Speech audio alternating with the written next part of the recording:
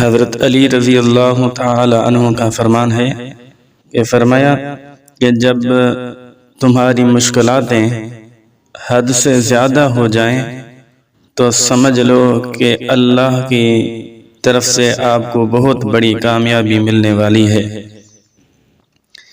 تو مشکلات اور تکالیف یہی انسان کے کامیابی کے راستے ہیں۔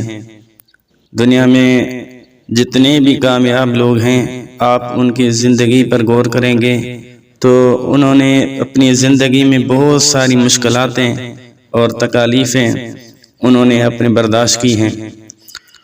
وہ کہتے ہیں کہ مشکلات کے پتھر تراشنے کے بعد جو ہیرا نکلتا ہے اس کو کامیابی کہتے ہیں۔